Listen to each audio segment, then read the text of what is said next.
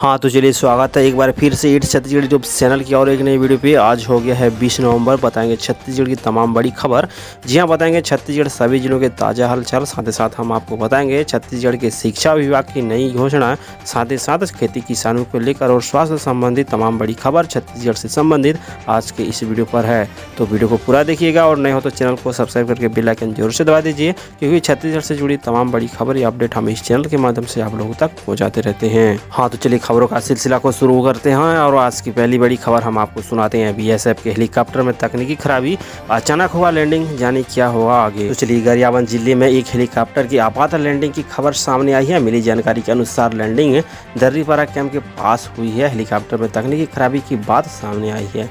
वही helicopter BSF का बताया जा रहा है। जानकारी के अनुसार हेलीकॉप्टर में अचानक तकनीकी खराबी हो जाने की वजह से आपातकालीन लैंडिंग करनी पड़ी। हेलीकॉप्टर उड़ीसा से रायपुर आ रहा था, मगर तकनीकी खराबी के चलते हेलीकॉप्टर की आपातकालीन लैंडिंग दर्रीपारा कैंप के पास हुई। तो चलिए आगे बढ़ते हैं। जी हाँ, छत्तीसगढ़ में धान खरीदी का मामला। छत्तीसगढ़ में नए किसानों की बड़ी संख्या, लाखों की तादाद में नए पंजीकृत किसान। तो चलिए समर्थन मूल्य पर धान खरीदी के लिए पिछले साल के मुकाबले इस बार छत्तीसगढ़ में लाखों की तादाद में नए किसानों ने पंजीकृत की हैं।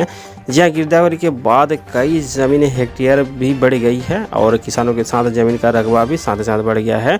जहाँ गिरदावरी सर्वे करने वाले कृषि क्षेत्र के रिसर्च करने वाले अफसरों का कहना है कि किसान से बातचीत के बाद सामने आई कि समर्थन मूल्य ज़्यादा मिल रहा है। इसी वजह से किसान धान की खेती करना पसंद कर रहे हैं। जहाँ तो वहीं 1 दिसंबर से धान खरीदी शुरू होनी है, इसकी तैयारी भी शुरू कर दी गई है। इस बार धान खरीदी केंद्र भी बढ़ाए जा रहे हैं। पिछले वर्ष के मुकाबले इस वर्ष छत्तीसगढ़ में कई नए सहकारी समिति खोले जाएंगे और धान खरीदी के केंद्र भी बनाए जा रहे हैं। वहीं दूसरी ओर राजीव गांधी किसान न्याय योजना का चौथा किस्त अब भी बाकी है। इसको लेकर किसानों में नाराजगी देखी जा रही है। सरकार का कहना है कि इसी वित्तीय वर्ष में किसानों के चौथे किस्त भी जारी कर दी जाएगी। पिछली खबरों का सिलसिला को बरकरार रखते हुए अगली बड़ी खबर। जी हाँ, नया रायपुर में नया पहल, बढ़ेंगे अब रोजगार के अवसर। तो चलिए आ रही है खबर। मुख्यमंत्री भूपेश बघेल ने कहा कि छत्तीसगढ़ की खनिज संपदा को प्रदेश के विकास और प्रदेशवासियों की आर्थिक उन्नति का जरिया बनाने की एक बड़ी जिम्मेदारी छत्तीसगढ़ खनिज विकास निगम की है। वहीं खनिज विकास निगम का यह प्रयास होना चाहिए कि प्रदेश में खनिज आधारित वैल्यू एडिशन से अधिक लोगों को इसका लाभ मिल सके, जिससे प्रदेश में राजस्व में वृद्धि हो और साथ ही लगने वाले नए उद्योगों में लोगों को रोजगार के नए अवसर मिले। जी हाँ, मुख्यमंत्री भूपेश बघेल ने नया रायपुर में सेक्टर 24 में छत्तीसगढ़ खनिज विकास निगम के नए कार्यालय का उद्घाटन करने के बाद कार्यक्रम को संबोधित कर रहे थे, जिससे छत्तीसगढ़ में नए रोजगार के बढ़ने के आसार दिखाई दे रहे हैं। वैसे आप नीचे अपना विचार कमेंट पर जरूर से रखिएगा और चलिए फटाफट चलते हैं अगली बड़ी खबर की ओर। तो चलिए आगे बढ़ते हैं। दूसरी ओर आ रही है खबर। राज्य में आदिवासियों के लिए बनाए गए पेशा कानून, आदिवासियों की अधिकार दिलाने का है पेशा कानून। तो चलिए छत्तीसगढ़ में कांग्रेस की सरकार आदिवासियों को पेशा कानून का अधिकार दिलाने के लिए लगातार काम कर रही है। ग्रामीण एवं पंचायत विकास मंत्री टीएस सिंहदेव ने पेशा कानून से संबंधित नियमों को बनाने के लिए आदिवासी समाज के लोगों से लगातार मुलाकात कर सुझाव प्राप्त कर रहे हैं। जी हाँ, पिछले 5 महीने में मंत्री सिंहदेव आदिवासी समाज के जनप्रतिनिधि और पदाधिकारियों से लगभग आधा दर्जन पर बैठक कर चुके हैं। पेशा कानून को बने 2 दशक का समय पूरा हो रहा है, लेकिन आज भी इस पेशा कानून का क्रियान्वयन सही तरीके से लागू न हो पाने के कारण आदिवासी अपने अधिकारों से वंचित है। इसलिए मंत्री सिंहदेव आदिवासी समाज के लोगों से ही बात कर नियमों बनाने की कोशिश करने में लगे हुए हैं। तो चलिए चलते हैं आगे बढ़ते हैं। वहीं छठ पूजा पर विशेष अपडेट सामने निकल कर आ रहा है। जी हाँ, छठ पूजा पर सार्वजनिक अवकाश जारी किए विभाग ने आदेश। तो चलिए आ रही है खबर। राज्य शासन द्वारा छठ पूजा के अवसर पर 20 नवंबर 2020 को छत्तीसगढ़ शासन के समस्त शासकीय कार्यालयों तथा संस्थाओं के सार्वजनिक अवकाश घोषित किए हैं। इस संबंध आज मंत्रालय महानदी भवन में सामान्य प्रशासन विभाग द्वारा आदेश जारी किया गया है।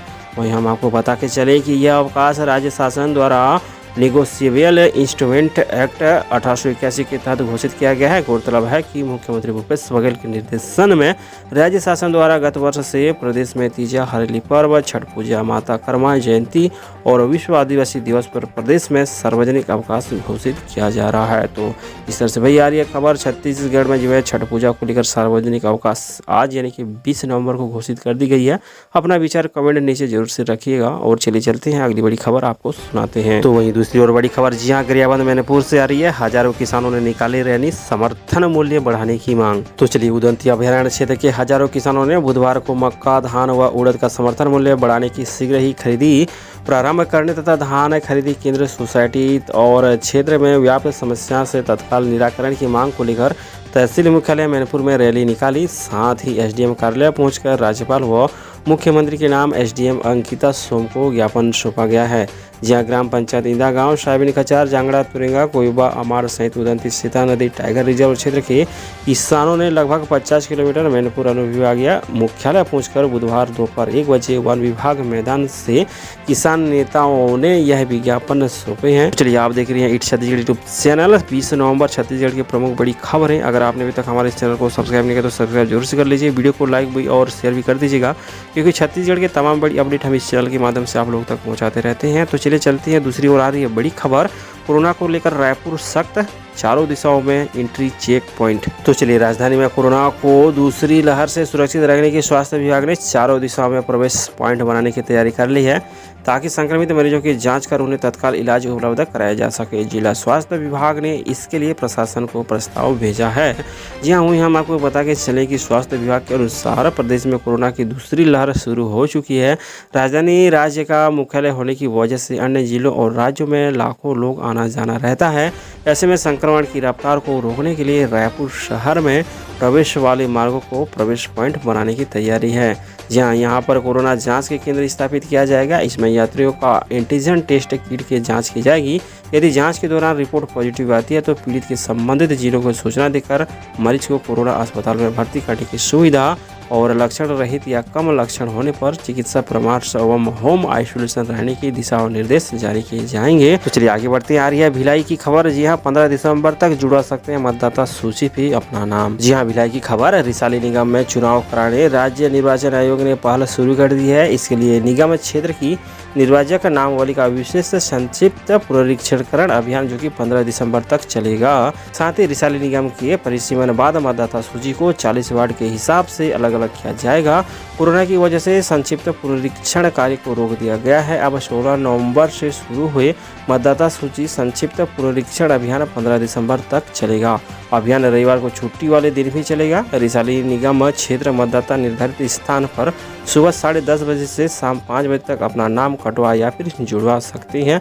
यह प्रक्रिया जो है 15 दिसंबर तक चलेगा। तो चलिए आ रही है दूसरी ओर खबर। छत्तीसगढ़ राज्य में तंबाकू नियंत्रण पर जोर, शुरू हुआ राज्य स्तरीय वेबिनार। जी हाँ, संचालन है स्वास्थ्य एवं परिवार कल्याण विभाग छत्तीसगढ़ एवं संस्था द यूनियन दिल्ली के समन्वय से राज्य में तंबाकू के नियंत्रण के लिए अंतर विभागीय समन्वय को बढ़ाने के लिए राज्य स्तरीय अंतर विभागीय वेबिनार का आयोजन गुरुवार को किया गया है। इसमें स्कूल शिक्षा विभाग, उच्च शिक्षा विभाग, पुलिस विभाग, परिवहन विभाग, श्रम विभाग और बिहान खाद्य एवं औषधि सुरक्षा प्रशासन, नगरीय प्रशासन, जनसंपर्क विभाग, इंडियन मेडिकल एसोसिएशन एवं इंडियन डेंटल एसोसिएशन, पर्यटन विभाग, पंचायती राज, सामाजिक संस्थाएं एवं स्वास्थ्य विभाग के अधिकारी एवं कर्मचारी उपस्थित हुए थे। तो चलिए फटाफट आगे बढ़ते हैं और अब छत्तीसगढ़ लेटेस्ट कोरोना अपडेट हम आप लोगों को बता के चलते हैं। जी हाँ, पिछले 24 घंटे में 2048 नए केस, 14 की मौत और छत्तीसगढ़ में कुल आंकड़ों की संख्या 2,15,413 पर जहाँ पहुंची। वैसे हम आपको बताना चाहेंगे यह जो आंकड़े हैं पल पल बदलते रहते हैं।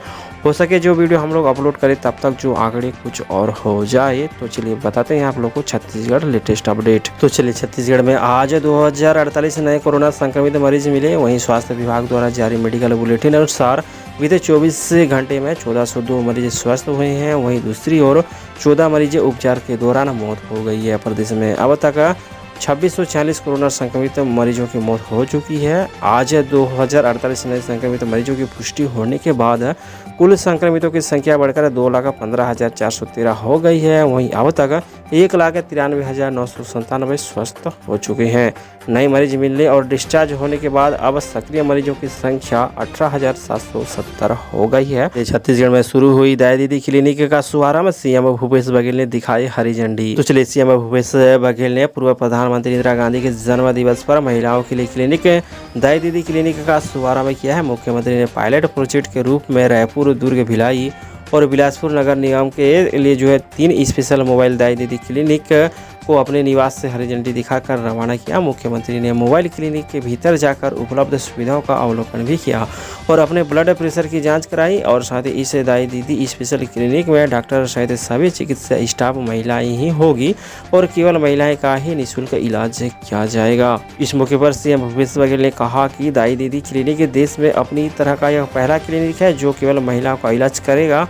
तो वर्तमान में यह रायपुर, दुर्ग, भिलाई और बिलासपुर निगम क्षेत्र में शहरी स्लम योजना के तहत लागू किया गया है। तो चलिए आगे बढ़ते हैं छत्तीसगढ़ की और एक नई उपलब्धि। जी हाँ, छत्तीसगढ़ की बिजली कंपनी बना पूरे देश भर पे अव्वल। जी हाँ, तो आ रही खबर, छत्तीसगढ़ राज्य विद्युत कंपनी के बिजली संयंत्रों ने उत्पादन के मामले में देश के अन्य राज्यों को संयंत्रों को पछाड़ दिया है। चालू वित्तीय वर्ष यानी कि अक्टूबर माह तक 69.98 पॉइंट लोड फैक्टर दर्ज कर छत्तीसगढ़ नंबर 1 पर है। खास बात यह है कि पिछले 4 महीने में लगातार बेहतर प्रदर्शन कर राज्य के बिजली संयंत्र उत्पादन के क्षेत्र में देश में शीर्ष स्थान पर है। तेलंगाना स्टेट के 2 बिजली संयंत्र क्रमशः नंबर 2 व 3 स्थान पर हैं। जी हाँ, तो चलिए आप देख रहे थे 8 छत्तीसगढ़ यूट्यूब चैनल के माध्यम से 20 नवंबर छत्तीसगढ़ की प्रमुख बड़ी खबरें। उम्मीद करते हैं वीडियो अच्छा लगा तो वीडियो को लाइक जरूर से कीजिए, ज़्यादा से ज़्यादा मित्रों को शेयर कीजिए और आपने अगर अभी तक इस चैनल को सब्सक्राइब नहीं किया तो सब्सक्राइब जरूर से कर लीजिएगा, क्योंकि छत्तीसगढ़ से जुड़ी तमाम बड़ी खबरें अपडेट हम इस चैनल के माध्यम से आप लोगों तक पहुंचाते रहते हैं। मिलते हैं अगली वीडियो पे, नमस्कार।